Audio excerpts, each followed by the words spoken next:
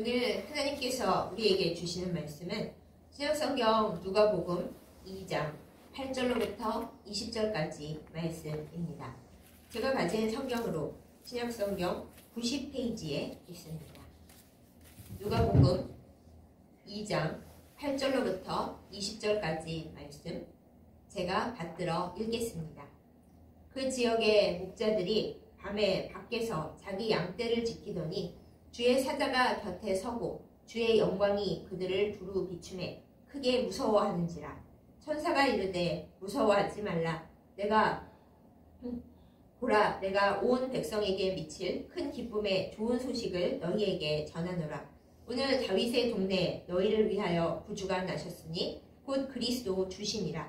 너희가 가서 강보에 쌓여 구유에 뉘어있는 아기를 보리니 이것이 너희에게 표적이니라 하더니 호련히 수많은 천군이 그 천사와 함께 하나님을 찬송하여 이르되 지극히 높은 곳에서는 하나님께 영광이요 땅에서는 하나님이 기뻐하신 사람들 중에 평화로다 하니라. 천사들이 떠나 하늘로 올라가니 목자가 서로 말하되 이제 베들레헴으로 가서 주께서 우리에게 알리신 바 이 이루어진 일을 보자 하고 빨리 가서 마리아와 요셉과 구유에 누인 아기를 찾아서 보고 천사가 자기들에게 이 아기에 대하여 말한 것을 전하니 듣는 자가 다 목자들이 그들에게 말한 것들을 놀랍게 여기되 마리아는 이 모든 말을 마음에 새기어 생각하니라. 목자들은 자기들에게 이르던 바와 같이 듣고 본 그 모든 것으로 인하여 하나님께 영광을 돌리고 찬송하며 돌아가니라. 아멘. 기도하겠습니다. 우리의 모든 형편을 아시는 하나님 아버지, 대림절 세 번째 주일을 맞이하면서 하나님께서 주시는 말씀 앞으로 나아갑니다. 우리의 가난하고 힘겨워하는 마음과 영혼을 주께서 말씀으로 위로하여 주시옵소서. 들을 귀를 허락하여 주시고 그 말씀을 받아 행할 수 있는 우리의 몸과 마음이 되도록 주께서 치유하시고 붙들어 주시옵소서. 이 시간 말씀을 전하는 자와 듣는 자 모두 한 성령 안에 있어 주께서 우리에게 부어주시는 복을 받아 누리도록 역사하여 주옵소서. 예수님의 이름으로 간절히 기도드렸사옵나이다. 아멘. 이 세상에 태어나 살아간 사람 중에 가장 훌륭한 가난의 전문가가 있다면 누구라고 생각하십니까? 아니 가난에도 전문가가 있나? 하고 생각하시겠지만 그렇습니다. 가난에도 전문가가 있습니다. 우리가 때때로 물질적으로 어렵고 때로는 마음이 가난할 때도 있지만 가난에 대해서 모든 것을 다 알지는 못합니다.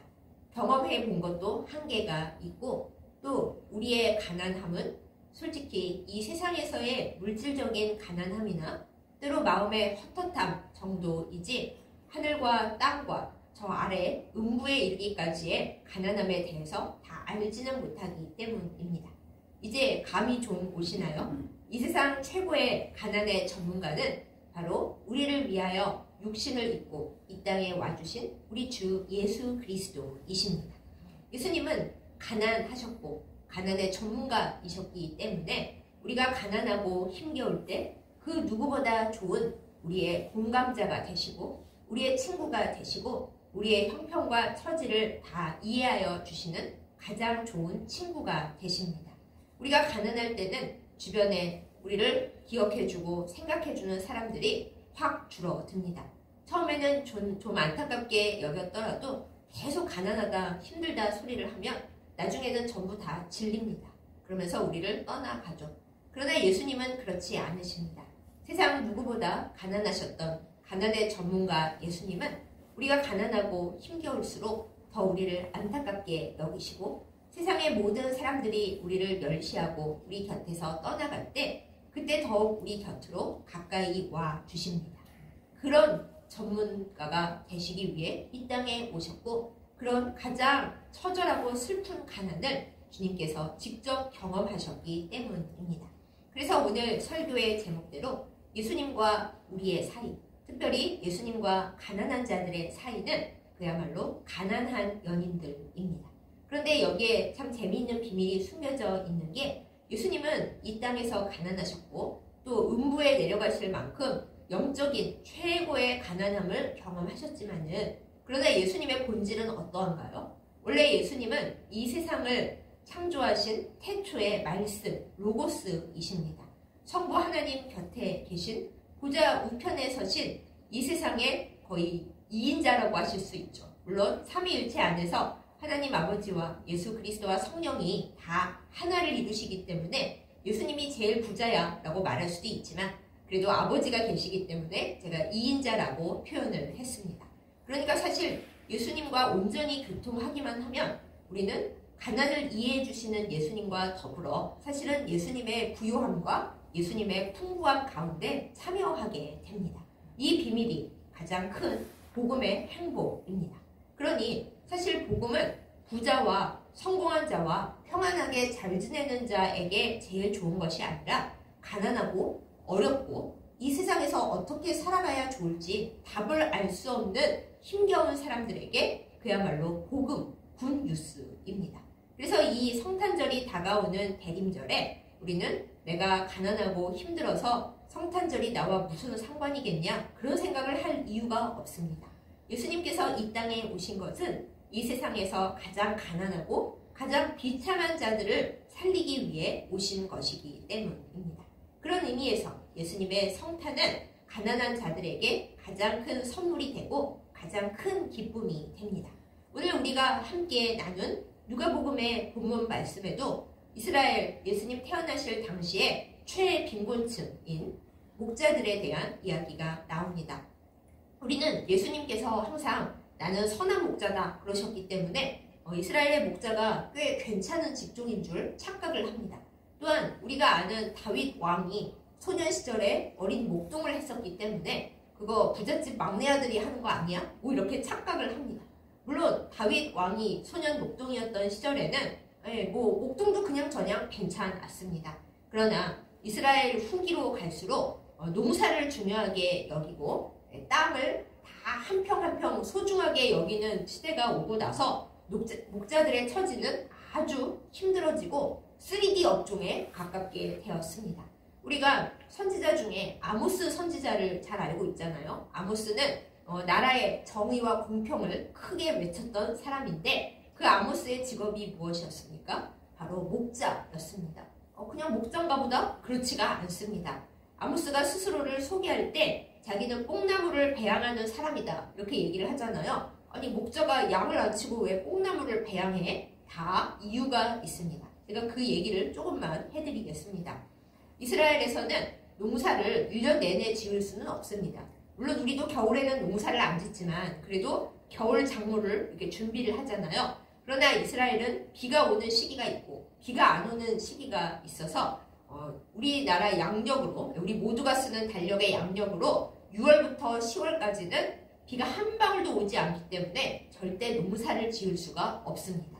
그러면 6월에서 10월까지는 그냥 땅을 놀리냐? 그럴 수는 없죠. 농사를 못 짓는 시기에 무슨 일을 하냐 하면은 농사 지을 땅을 아깝게 허비한다고 그 전 농사 짓는 시기에는 저 멀리 광야로 쫓아냈었던 양들과 목자들을 그 농지로 불러들입니다.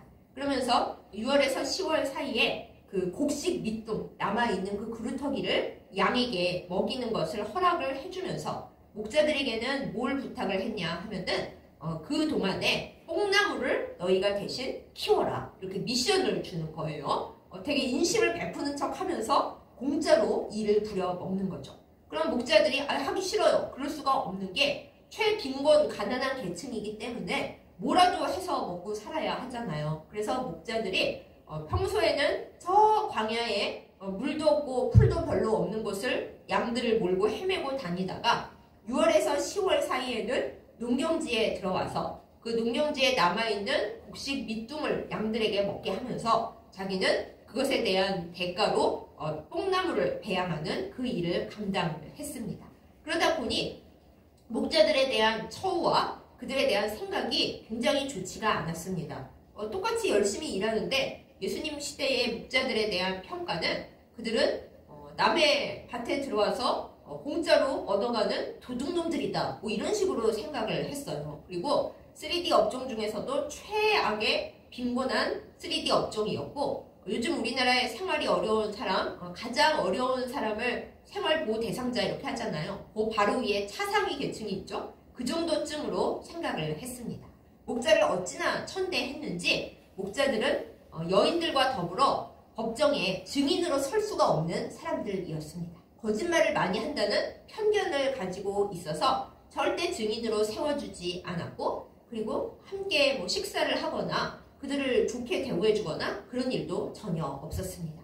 목자들에게 또 힘들었던 것은 그들이 치고 있는 양이 자기들 양이 아니었다라는 거예요. 다윗 왕은 아버지의 양들을 쳤죠. 그러니까 자기 재산이나 마찬가지였는데 이 예수님 시대의 목자들은 자기 양을 칠 능력이 없었습니다. 재산이 없었고요. 부자들의 양떼를 맡아서 농사짓는 철에는 저 광야를 헤매면서 양과 염소를 먹이고, 그리고 농사 안 짓는 6월에서 10월경에는 이제 남의 농경지에 들어와서 뽕나무를 배양하면서 자기 양도 아닌 남의 양들을 치는 일을 했던 것이죠. 바로 그런 것 때문에 성경에 삭군 목자라는 말이 나오는 거예요. 자기 양이 아니고 부자들의 양을 맡아서 쳐줬기 때문에 삭군 목자라는 표현이 나온 것이죠. 여기까지 생각을 하다 보면 예수님께서 이렇게 천대받고 미움받고 무시당하는 목자를 귀하게 생각하셨다는 것을 우리가 알게 되는데, 예수님이 스스로를 가리켜 뭐라고 얘기하십니까? 나는 선한 목자라 그러십니다. 선한 목자가 되게 좋은 말 같지만 당대 랍비가 성경 가르치는 선생이 자기는 목자라고 이렇게 얘기하면 사람들이 굉장히 이상하게 여기고 뭐 저런 식으로 말하냐 하고 굉장히 불편하게 느꼈을 거예요. 그런데도 불구하고 예수님은 그 가난하고 비천한 대우를 받는 목자들의 편에 서서 말씀하시고, 심지어는 나는 목자야. 근데 삭군 목자 아니고 선한 목자고 양들을 굉장히 아끼는 목자야 라고 스스로에 대해 말씀하심으로써 예수님께서 얼마나 가난하고 비참한 이들을 사랑하시고 그들 편에 서 계신 분이신지를 우리에게 확실히 보여주신 것이죠. 목자에 대한 얘기가 굉장히 길어졌는데요. 그렇습니다. 그래서 예수님께서 태어나실 때에도 목자들은 밖에서 양들 틈에 자고 있었는데, 그 밖에서가 바로 그 평소에는 농경지로 쓰지만 6월에서 10월 사이에는 농사 못 지어서 목자들에게 양들에게 들어와라 해주는 그 땅, 우리가 이스라엘의 성지순례를 가면 목자들의 들판이라고 부르는 곳이 있는데 바로 그런 곳입니다. 밖에서라는 것은 평소에 농사를 짓지만 이때는 비가 안 와서 농사를 못 짓는 그 바깥 농경지에서 라는 뜻인 겁니다. 그리고 이때는 낮에는 따뜻하여도 밤과 새벽에는 엄청 추운 때입니다. 그래서 목자들이 어디 따로 잠잘 곳도 없고 피할 곳도 없으니까 그나마 따뜻한 양들 사이에 들어앉아가지고 양들의 체온으로 자기들의 몸을 따뜻하게 하는, 그야말로 너무 춥고 너무 힘든 그때인 것이죠. 그럼 여기서 우리가 알게 되는 것 한 가지, 우리는 예수님의 성탄절을 12월 25일로 지키지만은 실제적으로 예수님께서 태어나실 때는 아마도 6월에서 10월 사이였을 것이다. 목자들이 들판에 들어와서 양을 치던 그때 아마도 8월 초나 그 정도 되었을 거다라고 이제는 연구를 많이 하는 학자들이 그렇게 추정을 합니다. 그럼 잠깐 삼천포로 빠질게요. 예수님 생일이 그때쯤이라면 왜 우리는 12월 25일을 예수님 생일로 지키느냐? 이건 잘못된 거 아닌가? 엉터리 아니냐? 이렇게 주장하는 사람들이 굉장히 많고요. 또 이단 사이비 중에서도 12월 25일은 예수님 생일이 아니니까 성탄절은 지키지 말아야 된다. 뭐 이런 소리들을 해요. 그런데 옛날의 역사에서는 날짜가 중요한 게 아니라 의미가 중요했거든요. 날짜를 정확하게 따지는 거를 중요하게 생각한 거는 1800년, 1900년 그 이후나 되어서야 그렇지, 먼 옛날에는 날짜가 중요한 게 아니라 의미가 중요했습니다. 본래 12월 25일은 로마 제국의 태양절이었고 또한 농사의 신을 축하하는 그런 축제였어요. 그러니까 이교도의 축제였던 것이죠. 그러나 예수 그리스도께서 영원한 왕이 되시고 로마 제국에서 기독교를 가장 중요한 종교로 인정하게 되고 나중에는 국교로 인정하게 되면서 태양신, 농사의 신 그런 거 다 필요 없다. 우리에게 유일하고 가장 좋은 태양이자 우리의 모든 것을 돌보는 분은 바로 예수님이시기 때문에 그 모든 태양신의 날, 농사의 신의 날을 예수님의 날로 바꿔야겠다. 이렇게 돼서 12월 25일이 성탄절이 된 거예요. 그러니까 과거에 뭐 태양신의 날이었다, 농사신의 날이었다, 예수님 생일 가짜다 이런 말을 할 이유가 없습니다. 예수님의 성탄절을 12월 25일로 정하게 된 것은 그 모든 헛된 신들이 아무 의미가 없고 우리 주 예수 그리스도만이 우리에게 가장 귀중하고 우리를 살리시는 그 분이다 라는 걸 인정한 날이 되기 때문에 날짜와 상관없이 예수님 실제 생일이 언제냐 그거를 따지는 거 없이 12월 25일이 성탄절로서 우리에게 의미를 갖게 되는 것입니다. 네, 제가 너무 삼천포를 멀리 떠나왔죠. 다시 본문으로 돌아갑니다. 이렇게 비천하고 또 어려움을 겪고 있던 목자들에게 그 어느 날 밤, 아주 추웠던 그 밤에 갑자기 하늘에서 성군 천사가 나타나서 큰 기쁨의 좋은 소식을 전해줍니다.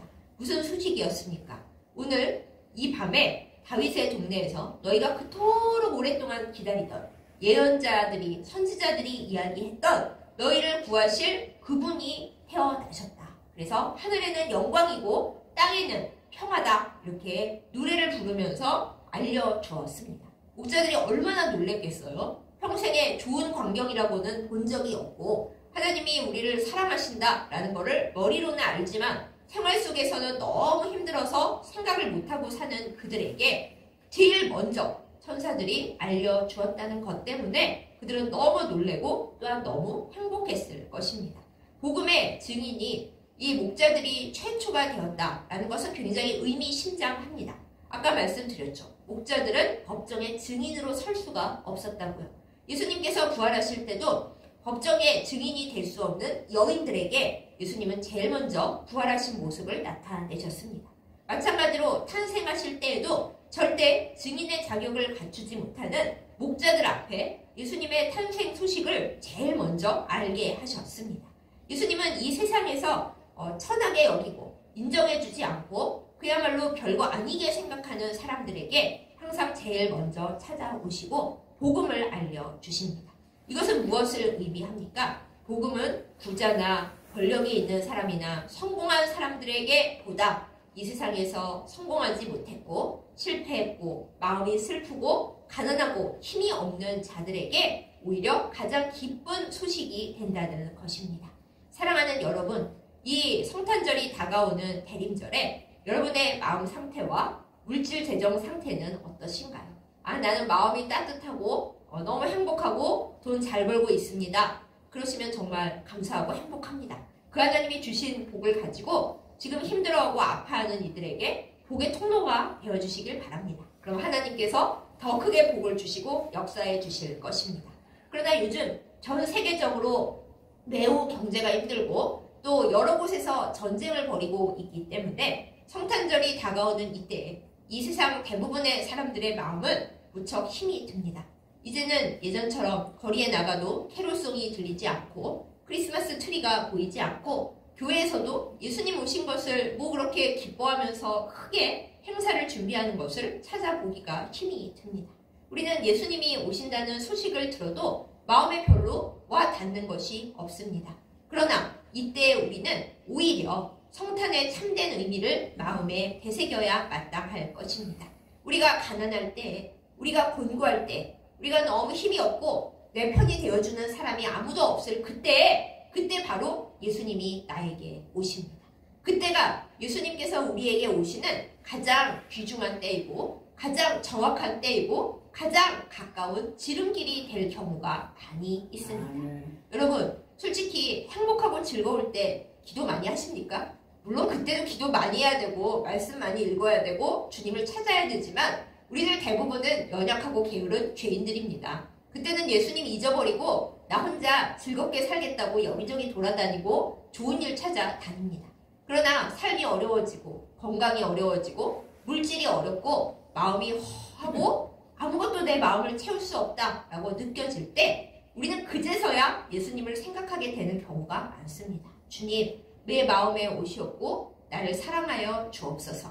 이거 좀 쓸데없는 예화일 수도 있는데요. 결혼 전에 주님을 너무 사랑하고 교회 일을 열심히 했던 아가씨들이 결혼하고 나서는 남편과 알콩달콩 사느라 예수님에 대해서 좀 이렇게 잊어버리고 좀 소원해진 채로 살다가 제일 빨리 예수님께 돌아가 눈물 흘려 기도할 때가 언제인지 아십니까? 네, 저도 들은 얘기긴 합니다만 남편하고 엄청나게 거하게 부부싸움을 하고 내가 이 결혼을 왜 했나. 근데 나왔긴 나왔는데 친정으로 갈 수도 없고 오갈 데가 없고 대체 어디 가면 좋지? 생각할 그때에 대부분의 교회 기도실로 간다고 합니다. 그러니까 우리 인간이라는 존재는 안타깝게도 마음에 어려움이 있을 때, 정말 심령이 가난할 때, 또한 우리의 물질이 가난하여 지갑에서 먼지만 폴폴 날릴 때, 그리고 근심 걱정이 많아서 해결할 수가 없을 때, 세상에서 무시당하고 곤고하고 추울 때, 그때나 예수님을 찾아가는 존재들이라 하는 것이에요. 참 슬픈 일이지만 그렇습니다. 그렇기 때문에 우리에게 가난이나 어려움이나 고통이 꼭 저주인 것만은 아닙니다.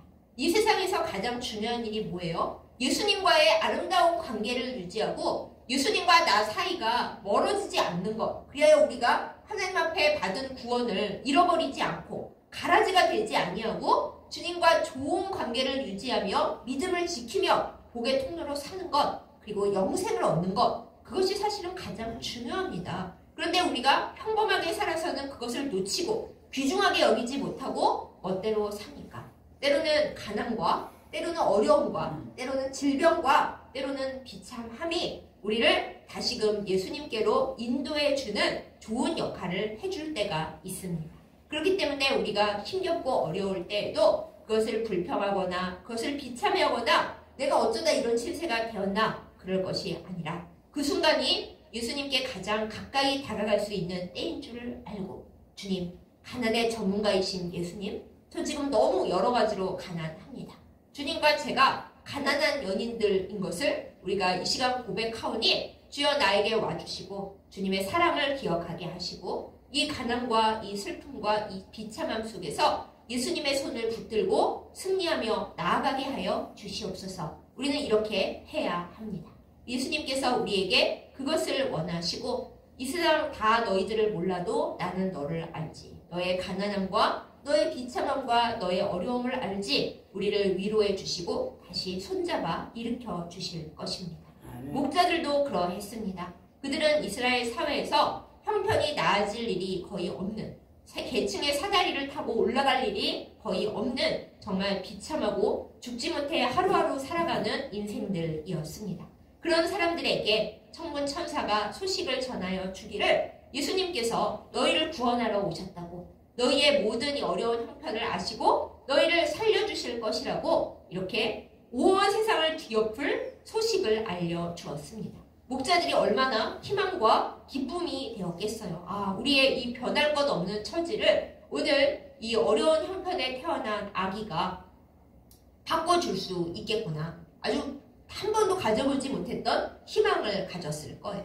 그러면서 목자들이 이제 그들의 인도하심을 따라 예수님이 계시는 그 외양간으로 가게 됩니다. 우리는 흔히 마구간이라고 알고 있는데 그 당시에 이스라엘에는 말이 없었어요. 그거는 서양에서 크리스마스 풍속을 만들면서 서양에 있는 마구간을 해서 마구간에 구유 이렇게 했지만은 예수님께서 태어나신 곳은 또 이렇게 구유에 누이신 곳은 양과 염소가 있는 동굴처럼 되어 있는 곳이었고 예수님 주변에는 양과 염소가 있었지 말이 있지는 않았습니다. 근데 그건 중요한 건 아니죠. 그런 동물들이 있는 초라하고 남루한 시커먼 원래는 숙소가 아닌 그곳 그리고 먹이통에 예수님이 이렇게 누워 있는데 만약에 목자들이 예수님의 소식을 알고 경배하러 갔다 한들 예수님이 부유하셔서 좋은 곳에 가 계셨으면 목자들이 예수님을 만날 수 있었을까요? 만날 수가 없었을 것입니다. 누가 들여보내 줬겠어요? 아니, 무슨 목자들이 갑자기 한밤중에 와가지고 우리가 천군천사의 찬양과 그 소식을 듣고 왔는데 오늘 우리를 위하여 구주가 나셨다고 하는데 경배 좀 하면 안 될까요? 누가 들여보내줄까요? 뭐 어디서 이상한 왜 거짓말만 하는 이 도둑과도 같은 자들이 와서 뭔 소리 하는 거야? 쫓아냈을 거예요. 그런데 예수님께서는 외양간의 구유에 누워 계셨기 때문에 동방 박사들도 올 수 있었지만 또한 가장 천대받고 가난한 목자들도 와서 예수님을 1대1로 만나 뵙고 경배하고 자기들이 보고 들은 이 신기한 이야기를 전해줄 수가 있었던 것이죠. 예수님은 가장 가난한 곳에 가장 가난의 전문가로 오셨기 때문에 이 세상 가장 비참한 그 누구라도 예수님 앞에 올 수 있게 하셨습니다.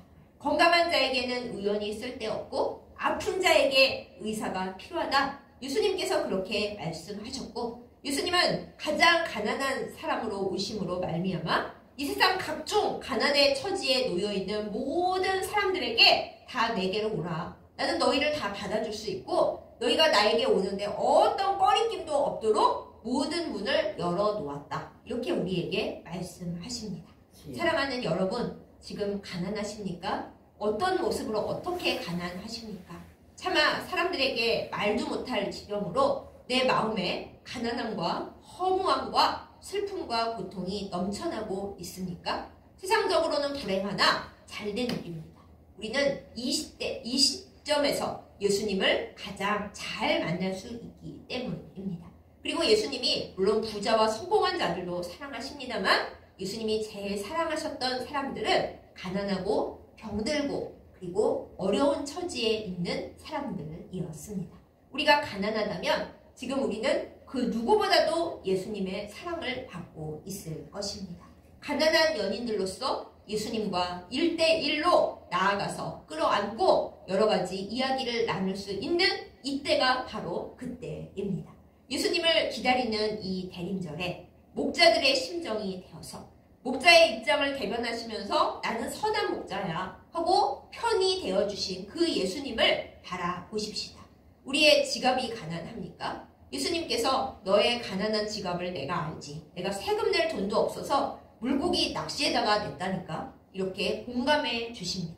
그리고 하늘 부자이신 예수님께서 우리를 살펴주시고 살아갈 수 있는 은혜를 부어주십니다. 아멘. 여러분의 인생이 참 비참하고 내가 뭐하러 여태까지 살아왔나 마음이 공허하고 마음이 가난하십니까? 예수님이 직접 팔복에 말씀하셨어요. 심령이 가난한 자는 복이 있다고요. 천국이 그들의 것이라고요.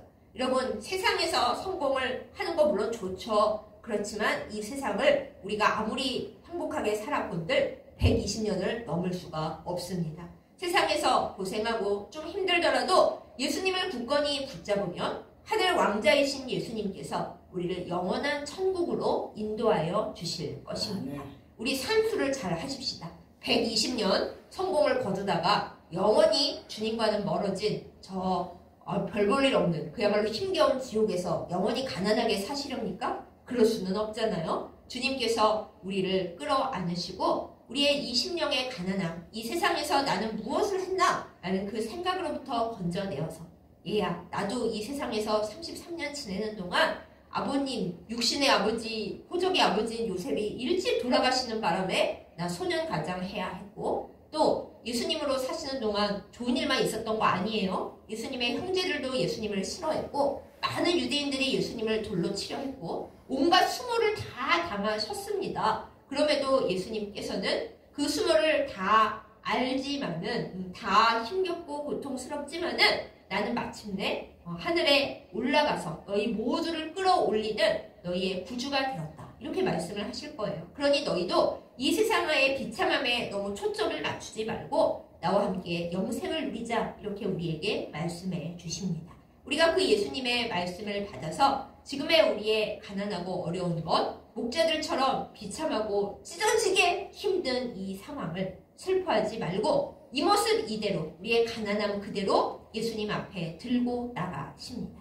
참으로 가난했던 예수님께서 우리의 모든 어려운 형편을 아시는 예수님께서 위로하여 주시고 가난한 연인들인 예수님과 우리 사이에 세상 사람들은 상상도 못한 세상의 부유함으로는 절대 설명할 수 없을 놀라운 기쁨과 놀라운 평화와 놀라운 영원한 은혜를 허락하여 주십니다.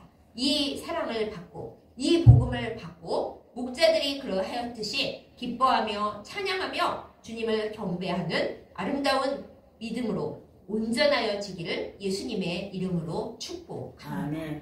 예수님 앞에서 우리는 가난한 연인들입니다. 가난하다고 슬퍼할 이유가 없습니다. 우리의 가난함으로 예수님은 우리를 가장 좋은 곳으로 끌어올리시기 때문입니다. 가난한 연인들이라서 주님 앞에 더욱 사랑받고 더욱 행복한 우리 모두가 되기를 예수님의 이름으로 축복합니다. 아멘. 기도하겠습니다. 참 좋으신 아버지 하나님, 예수님을 이 땅에 가장 큰 가난의 전문가로 보내주셨기에 가난하고 비참한 우리가 예수님 앞에 나아갑니다. 그 은혜를 주신 것에 감사드립니다. 우리는 세상에서 성공하지 못하였고 우리의 지갑에 먼지만 폴폴 날리고 우리는 힘이 없고 또한 권력도 없고 아무것도 없는 연약한 존재인 것을 주님 앞에 고백합니다. 또한 우리의 마음에 얼마나 깊은 고통과 슬픔이 있는지요. 참으로 우리의 심령이 너무너무 힘들고 가난한 중에 있습니다. 가난한 연인들로서 우리를 부르신 예수님께서 이런 우리를 받아주시옵소서. 우리가 좌절하고 낙심하여 헛된 길로 지옥으로 나아가지 않게 하시고 이렇게 힘들고 어렵기 때문에 더욱 주님 앞으로 가까이 가서 목자들이 예수님을 만나 경배하였듯이 우리도 예수님 계신 그곳으로 나아가게 하여 주시옵소서. 주여 우리의 마음을 위로하여 주옵시고 우리의 건강을 치유하여 주옵시고 우리의 삶의 모든 어려운 문제를 주님 앞에 간절히 기도하며 의탁하오니 풍요로우신 이 세상 가장 큰 부자이신 예수님께서 우리를 어루만지사 채워주시고 온전케 하시고 풍요롭게 하시는 그 복을 부어주시옵소서. 주님, 이 세상 120년 행복하게 살아본들 120년입니다. 영원한 생명을 얻고 예수님과 더불어 온전히 영생을 살아가는 우리가 되도록 이 세상에서 무엇이 가장 귀중한지 알고 우리의 가난과 우리의 빈핍함이 사실은 예수님께 가는 예수님과 더불어 복을 누리는 가장 귀한 지름길임을 감사하면서 승리하는 저희들 다 되게 하여 주시옵소서. 주님, 성탄절이 다가옵니다. 가난한 자들을 생각하게 하여 주시고 그들을 위로하게 하여 주시고 우리의 형편이 어렵다 하여 마음이 처지고 마음이 악하여지지 아니하도록 우리를 주님의 평안 가운데로 주님의 사랑과 기쁨 가운데로 끌어올려 주시옵소서. 예수님의 이름으로 간절히 기도드렸사옵나이다. 아멘.